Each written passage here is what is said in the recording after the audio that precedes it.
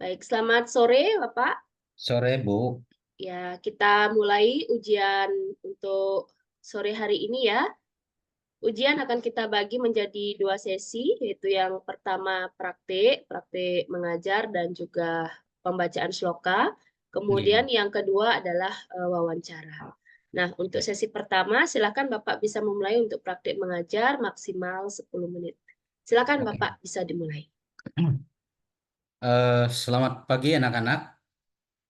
Eh, untuk pagi hari ini, eh, kita sebelum memulai pembelajaran, marilah kita berdoa eh, sebelum memulai pembelajaran. Om Swastiastu ya.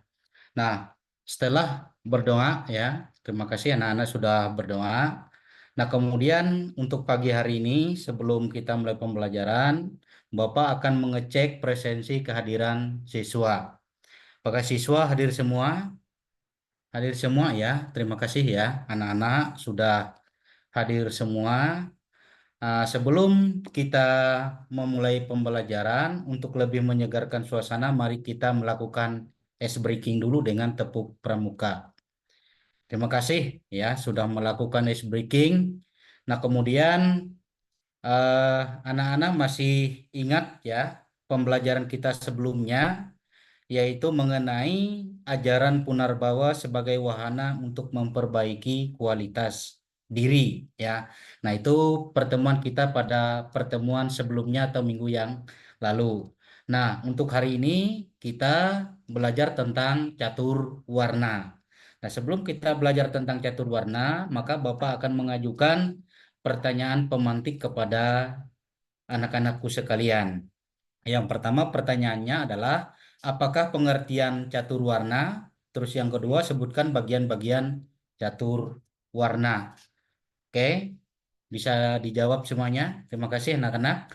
Dan kemudian untuk pembelajaran kita hari ini atau pagi hari ini kita membahas tentang catur warna. Nah, kemudian di sini tujuan pembelajarannya adalah anak-anak didikku sekalian diharapkan mampu memahami dan menganalisis pengertian catur warna dan bagian-bagiannya menurut rumusan kitab suci Bhagavad Gita dan Sara Samusaya. Terus eh, model pembelajaran yang kita lakukan pada pagi hari ini yaitu menggunakan problem based learning atau lebih dikenal dengan PBL. Nah, kemudian eh, oke, kita mulai ke pembelajaran ya. Nah, anak-anakku sekalian diharapkan mampu memahami dan menganalisis pengertian catur warna dan bagian-bagiannya. Terus yang kedua adalah kalian ya dipersilakan untuk bertanya mengenai pengertian catur warna dan menyebutkan bagian-bagian catur warna. Silakan kalau ada pertanyaannya. Oke, karena pertanyaan sudah, kemudian terima kasih ya kepada anak-anak sudah bisa menjawab pengertian catur warna dan menyebutkan bagian-bagian catur warna dengan baik dan maksimal ya. Bapak beri aplaus atau Bapak beri bintang kepada anak-anakku sekalian ya sudah mampu menjawab secara maksimal. Terus kemudian selanjutnya eh, tujuan pembelajaran kita hari ini adalah siswa atau kalian semua harus mampu dan memahami pengertian dan bagian-bagian catur warna menurut Bhagavad Gita. Nah, kemudian di sini juga ya Bapak akan menampilkan video ya secara nanti kalian boleh amati dari tayangan-tayangan video tersebut ya dan linknya sudah saya bagikan. Nah, kemudian dari situ kalian bisa menyimpulkan masalah-masalah apa saja yang mungkin belum kalian pahami tentang pengertian catur warna dan bagian-bagian catur warna. Nah, kalian boleh bertanya masalah apa, tentang apa yang belum anak-anak didikku sekalian pahami tentang catur warna dan bagian-bagian catur warna. Nah, dari video yang sudah diamati tersebut, ya, yang Bapak sampaikan tadi, tayangkan tadi, kalian boleh melakukan kajian atau studi pustaka atau melakukan browsing untuk mengeksplorasi seperti apa sumber-sumber ajaran catur warna itu dalam Dharma Sastra, dan Ramayana. Nah, setelah itu kalian boleh mengajukan pendapat ya. Silakan bertanya atau dalam diskusi nanti boleh tanya jawab kepada kelompok yang lain ya tentang apa saja yang belum kalian pahami, dan Bapak sebagai guru kalian pada hari ini memfasilitasi kalian untuk berdiskusi atau melakukan diskusi ya. Nah, di sesi diskusi itu kalian boleh bertanya ya, kelompok yang satu boleh bertanya kepada kelompok yang lain. Nah, setelah itu, nah setelah kalian apa namanya berdiskusi itu, lalu Bapak akan membagi kelompok. Nah, kelompok ini terdiri dari 4 kelompok ya. Di situ kalian bisa berdiskusi, bisa berbagi ya tentang materi catur warna yang sudah Bapak sampaikan, dan tiba saatnya nanti kalian akan maju ya setiap kelompoknya. Bapak persilakan maju ke depan untuk melakukan presentase ya, termulai dari kelompok yang satu, kelompok kedua, kelompok ketiga, dan kelompok yang keempat. Nah, kemudian setelah kalian melakukan presentase itu sudah selesai, nah Bapak akan memberikan asesmen formatif yang sudah Bapak berikan atau Bapak siapkan soalnya dalam lembar kerja peserta didik yang sudah Bapak bagikan atau yang disebut dengan LKPD. Nah, Bapak memberikan waktu kepada kalian untuk menjawab 10 soal itu maksimal 10 menit ya. Dan soal itu akan dikumpulkan. Nah, akan dikumpulkan nanti setelah saatnya akan Bapak nilai. Nah, setelah itu eh, kita akan melihat hasil dari asesmen atau tugas yang sudah kalian jawab tadi. Ya, kayaknya sekitar 80 sampai 90% kalian mampu sudah menjawab soal yang Bapak berikan melalui LKPD tersebut. Nah, selanjutnya eh, untuk berikutnya adalah Bapak akan apa namanya mengingatkan kalian tentang pengertian catur warna ya. Catur warna itu adalah 4 tahapan dalam kehidupan agama Hindu ya. Nah, itu dari catur warna. Terus bagian-bagian catur warna itu ada Brahmana warna, apa namanya Ksatria warna, Sudra warna, dan Waisya warna. Nah, itu adalah pokok bahasan tentang catur warna. Nah, setelah ini semua sudah selesai ya. Nah, mari kita sama-sama eh, berdoa ya. Nah, sebelum berdoa ini diharapkan anak-anak sebagai wujud toleransi kita jangan ribut ya. Kita dalam proses berdoa itu harus kusuk menyerahkan hidup dan kehidupan kita kepada Ida Sang Hyang Widiwasa. Mari anak-anakku sekalian ya. Bapak akan pimpin kita untuk mengakhiri pembelajaran pada pagi hari ini dengan mengucapkan Prama Santi. Om Santi Santi Santi Santi Om Sahi. Terima kasih anak-anak ya. Nah, untuk pertemuan akan datang, anak-anak jangan lupa persiapkan segala sesuatunya, alat tulisnya, baik itu buku, pulpen, atau perangkat-perangkat yang lainnya. Nah, karena pertemuan kita akan datang, kita akan membahas tentang bagian-bagian catur warna. Terima kasih anak-anak sekalian, dan silakan istirahat ya karena belnya sudah berbunyi. Terima kasih ya. Om Baik, Santi Santi Bu. Terima kasih Bu. ya. Terima kasih Bapak sudah menyampaikan praktik mengajarnya dengan sangat baik. Kita lanjut ke praktik selanjutnya Bapak ya tentang pembacaan sloka. Sloka Nggih. yang harus Bapak lantunkan adalah Puja Trisandia bait keempat Bapak Oh, beserta baik dengan cepat. maknanya. Iya, bait keempat beserta dengan maknanya ya. Oh, Silakan nggih. bisa Nggih, Bu. dimulai Bapak. Oke. Om Papoham Papokar Maham Paipotama Papuso Bawa Trehi Mampu Dari Kaksa Sabio Pratupa Suci, yang artinya, ya Hyang Widi, hamba ini penuh dengan dosa, perbuatan hamba penuh dosa, diri hamba ini penuh dengan dosa, kelahiran hamba penuh dosa. Lindungilah hamba yang widi, sucikanlah jiwa dan raga hamba. Om Santi Santi, Om Sahe. Terima kasih Ibu. Baik, terima kasih Bapak. Sudah mengikuti praktik dengan sangat baik untuk dua praktik tadi ya. Sekarang Nggih, saya lanjutkan ke sesi wawancara Bapak. nggih Ibu. Nah, model ajar yang Bapak gunakan tadi itu menggunakan model apa Bapak?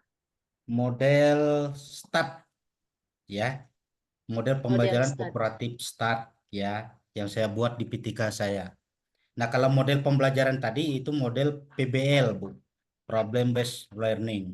Nah, kalau model pembelajaran itu dalam pengembangan model ajar itu menggunakan prinsip teori belajarnya yang mana Bapak?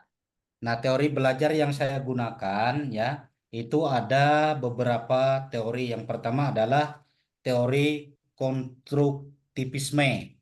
Nah, itu yang pertama. Nah, terus yang kedua adalah teori belajar sosial dan yang ketiga ada teori motivasi. Secara umumnya ada tiga teori yang melandasi pembuatan P3 atau modul ajar ya, yang saya sudah rancang dalam tugas saya. Demikian Ibu. Baik, dalam pembuatan modul ajar itu kan ada eh, dalam pengembangannya Bapak ya. Kita mulai Ini. dari apa yang Bapak lakukan sebelum memulai membuat modul ajar tersebut. Nah, coba diceritakan dari awal Bapak akan membuat modul sampai dengan menyelesaikan asesmennya atau penilaiannya. Oh, Ibu. Kira-kira apa yang Bapak lakukan sebagai guru selama ini? Ya. Sebelum mengajar ya, dari menyusun modul sampai dengan melakukan asesmen atau penilaian, apa yang Bapak lakukan? Silakan. Nah, dalam pembuatan modul itu, pertama-tama yang kita persiapkan adalah materinya, Bu. Nah, dari materi itu bisa kita ambil dari buku pelajaran, ya, buku Kementerian Pendidikan tahun 2021 tentang catur asrama, dan bisa juga kita ambil dari YouTube, Bu, atau dari sosial media. Nah, kemudian dalam modul itu yang pertama itu adalah yang kita buat itu adalah dalam identitas modulnya. Kemudian judul modulnya, mata pelajarannya, kelas, semesternya, ya, tahun pelajaran pembuatan modul tersebut dan nama penyusunnya itu nama saya sendiri. Nah, itu sebagai identitas modul. Nah, terus yang kedua yang kita buat di situ adalah capaian pembelajarannya, Bu, atau yang sering disebut dengan CP. Nah, dari materi catur warna itu ya, itu merupakan pada fase E ya. Nah, di sini peserta didik itu diharapkan mampu menerapkan ya, menilai dan menciptakan dari nilai-nilai susila Hindu tentang catur warna. Nah, untuk diterapkan dalam kehidupan, untuk keseimbangan manusia dengan Tuhan, yaitu hubungan manusia dengan manusia dan hubungan manusia dengan alam sekitarnya, guna terbentuknya pribadi yang unggul, yaitu adalah capaian pembelajarannya. Terus yang berikutnya itu adalah dipersiapkan itu dalam modul itu yang sangat penting sekali itu adalah alur tujuan pembelajaran atau yang disebut dengan ATP. Nah, di situ, dalam alur pembelajaran ini diharapkan itu peserta didik dapat menjelaskan tentang materi modul itu yaitu catur warna dan bagian-bagian catur warna tersebut, Ibu. Nah, terus langkah yang ketiga ya. Nah, dari materi pembelajaran itu kita masuk ya. Nah, materi pembelajaran itu ada pengertian. Yang pertama adalah pengertian catur warnanya. Terus yang kedua adalah bagian catur warnanya yang ada 4 tersebut. Nah, setelah itu termasuk langkah yang keempat ya, kita masuk ke dalam kegiatan pembelajaran. Nah, di mana dalam kegiatan pembelajaran itu ada kegiatan pendahuluan, misalnya persepsi, guru mengucapkan salam, guru menyuruh anak-anak itu memimpin doa sebelum belajar, mengecek presensi kehadiran siswa, dan menyampaikan tujuan pembelajaran, metode pembelajaran, menanyakan pertanyaan pemantik, memberikan ice breaking dan sebagainya. Pokoknya komplit lah Ibu di dalam kegiatan pembelajaran itu ya yang sudah kita lakukan melalui kegiatan praktek. Nah, kemudian pada sesi yang terakhirnya ya ada yang namanya penilaian. Nah, penilaian ini kita lakukan secara tes tertulis. Ya, kita bagikan LKPD-nya kepada siswa ya. Nah, selain LKPD itu juga bisa kita melakukan evaluasi atau penilaian itu melalui praktik. Ya, misalnya mereka harus membuat sebuah karya. Nah, seperti apa? Misalnya katakanlah anak-anak disuruh membuat canang. Nah, mulai langkah-langkah mereka menyiapkan bahannya sampai pembuatannya dan memamerkan hasil produk atau karya mereka tersebut, itu berupa canang yang sudah jadi.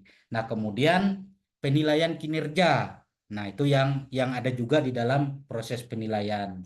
Nah, kemudian setelah itu, ya dalam modul pembelajaran itu, eh, yang paling utama juga yang perlu adalah medianya, Bu. Nah, media pembelajaran itu misalnya buku teks itu tadi, ya, kemudian PPT, video, dan alat peraga, ya. Kemarin saya sudah mempraktikkan, saya suruh siswa membuat gambar Brahmana, gambar presiden, gambar TNI Polri, gambar pedagang, dan pelayan dari mewakilkan 4 kasta atau warna itu tadi. Ya. Nah, itu Memotong yang sedikit, Bapak. G. Untuk asesmen di dalam kurikulum Merdeka, ada berapa yang Bapak gunakan di dalam proses belajar mengajar? Dari awal sampai mungkin dengan UAS gitu ya, ujian akhir semesternya Kalau dalam biasanya, kurikulum Merdeka. Iya. ya, asesmen itu dalam kurikulum Merdeka itu ada berbagai macam bentuk, misalnya asesmen diagnostik, asesmen kognitif, ya, kemudian asesmen formatif, ya, dan bisa juga asesmen itu dilakukan melalui secara lisan atau kita memberikan pertanyaan, nah siswa boleh menjawab secara refleks dan guru memberikan penilaian.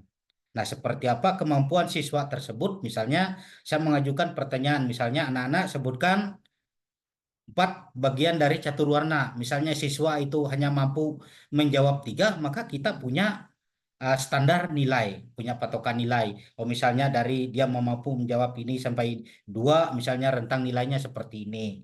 Maka itu akan nantinya akan diakumulasi dan kemudian itu akan menunjang dalam penilaian rapotnya, baik dari nilai tugas, nilai ulangan harian, nilai rapot, itu akan diakomodir dari beberapa item bentuk asesmen itu tadi.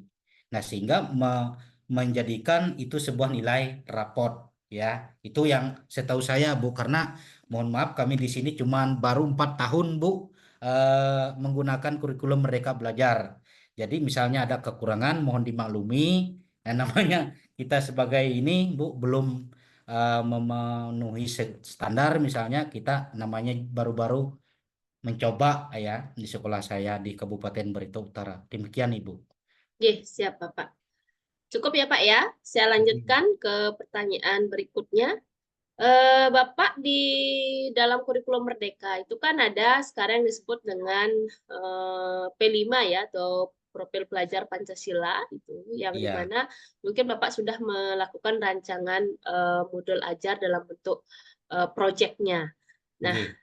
bagaimana Bu, di sekolah Bapak menyusun P5 itu, kemudian kira-kira manfaat bagi siswanya apa Bu, Nah, begini, dari Bu. proyek yang dibuat? Silakan. Oh, nggih. Kalau dalam apa namanya penerapan P5 di sekolah saya, biasanya seluruh guru itu melakukan rapat dulu menentukan apa namanya materi-materi yang akan dipergunakan dalam P5-nya. Misalnya bangun jiwa dan raga, misalnya untuk SMA, kemudian pengolahan sampah. Nah, yang sering kali dilakukan di sekolah saya itu adalah dan kemudian ada juga gaya hidup berkelanjutan. Nah, itu ada beberapa apa namanya materi-materi modul P5 dan kemudian manfaat P5 ini ya di Salah satunya yang sudah Bapak buat kemarin, mungkin bisa dijelaskan nanti. Satu saja dari P5 yang sudah dirancang, satu yang sudah pernah dilakukan dan manfaatnya bagi siswa, Pak. Contoh proyeknya, Pak. Langsung Oh, ke contoh begini, Bu. proyek. Eh, untuk kemarin yang sudah kami lakukan itu adalah pengolahan sampah, Bu. Nah, kemudian dari sampah ini, guru proyeknya itu bersama-sama siswa itu merancang sebuah kegiatan di mana kami memanfaatkan botol, ya, botol minuman. air mineral itu kemudian kami buat menjadi sebuah produk yang sedemikian rupa sebagai aksesoris untuk dikeliling lampu, Bu. Nah, kemudian banyak sekali produk-produknya ini yang dibuat dari sampah plastik. Ya, kemudian misalnya di meja itu dibuat dari sampah itu dibuat oleh anak-anak proyeknya tempat Bapak Ibu gurunya menyimpan spidol dan penghapus itu ditaruh di meja di ruang kelas. Nah, menurut saya ya sangat baik sekali manfaatnya bagi siswa di samping menjaga kebersihan lingkungan.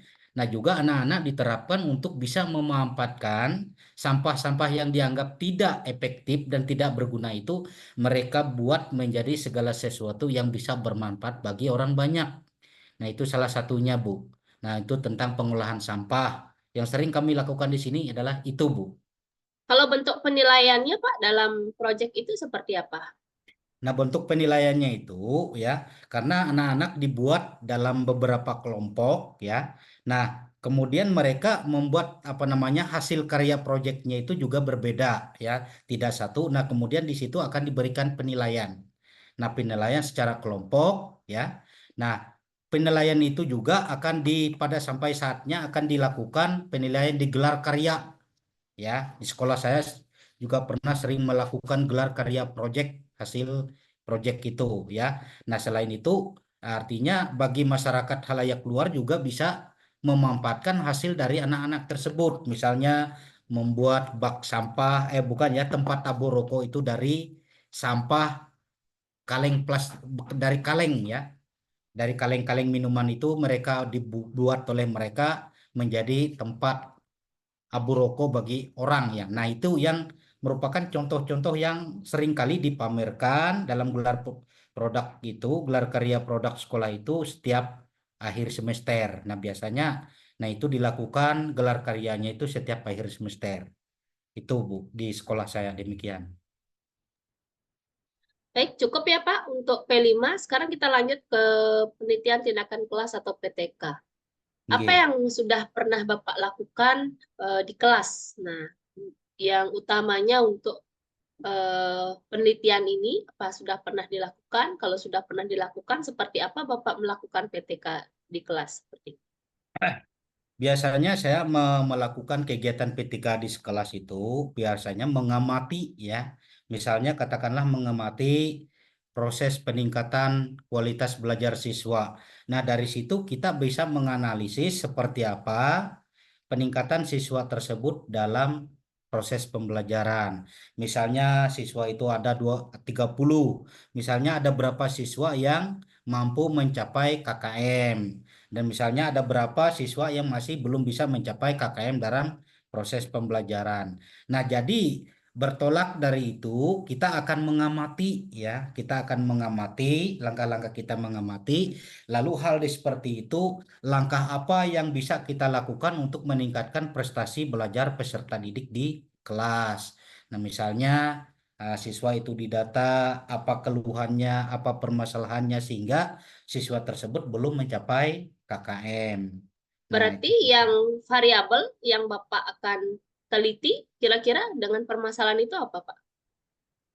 eh variabelnya ya. Iya, apa yang Eh, akan Bapak teliti dari siswanya? Apakah minat belajarnya atau aktivitas belajarnya atau hasil belajar atau apanya yang ingin nah, biasanya diteliti? ya yang diamati dari situ variabelnya adalah hasil belajarnya, Hasil nilai. belajar. Iya, Ya, kalau hasil hasil belajar. belajar Bapak gunakan instrumen untuk mengukurnya apa? Yaitu melakukan asesmen, Bu. Iya, itu dah. Ya, Instrumennya apa yang digunakan? Alat instru- penilaiannya apa, Bapak? LKPD, Bu. Oke. Kalau Bapak mengukur hasil belajar siswa menggunakan LKPD. Selain LKPD apa yang bisa Bapak gunakan untuk mengukurnya? Selain LKPD, kita bisa mengukur dari penilaian sikap, Bu. Penilaian Ya, sikap. Iya. ya. Sikap karena dalam satu ruangan itu eh, kita melakukan penilaian sikap, ada beberapa sikap yang perlu kita amati. Misalnya seperti apa keseriusan anak tersebut untuk mengikuti proses pembelajaran, seperti apa tingkah lakunya di dalam kelas, dan apa responnya, apakah anak itu tersebut itu apa namanya aktif atau tidak aktif dalam proses pembelajaran. Nah, biasanya bagi anak-anak yang aktif, misalnya pada saat proses pembelajaran berlangsung, ketika guru menjelaskan materi, seandainya dia tidak paham, maka dia akan bertanya, Bu. Nah, itu biasanya bertanya siswa yang aktif itu ketika dia mengalami kesulitan atau mengalami kendala atau kurang paham tentang materi. Nah, mungkin dari penilaian sikap itu seperti apa kita bisa menilainya. Ada juga siswa yang kreatif, Bu. Nah, siswa yang kreatif itu ya, ketika dia tahu materi yang akan dibahas itu, dia lebih lebih duluan mencari bahan-bahan dari sumber-sumber seperti media sosial, dari YouTube misalnya. Nah, dia mendownload misalnya materinya catur warna. Anak-anak yang kreatif itu dia lebih dulu mendownload menggunakan apa namanya Google Gemini, menggunakan ChatGPT dan sebagainya. Nah, mereka lebih tahu sebelum guru menjelaskan secara detail, mereka pun sudah ada bayangan dan ada bahan. Nah, itu yang saya katakan adalah sikap ya. Ada sikap yang kurang aktif, yang aktif dan yang kreatif. Ada itu, Bu. Baik, cukup ya Pak ya. Iya. Ya, demikian kita sudah lalui bersama ujian komprehensif pada sore hari ini ya, mulai dari praktik sampai dengan wawancara. Terima kasih saya ucapkan kepada Bapak Karjani sudah Iya. mengikuti ujian pada sore hari ini dengan sangat baik. Kita tutup dengan maturkan para mesanti. Om Om Santi, Santi Santi Santi, Santi Santi Om. Om. Terima kasih Ibu, mohon Oke, bimbingannya.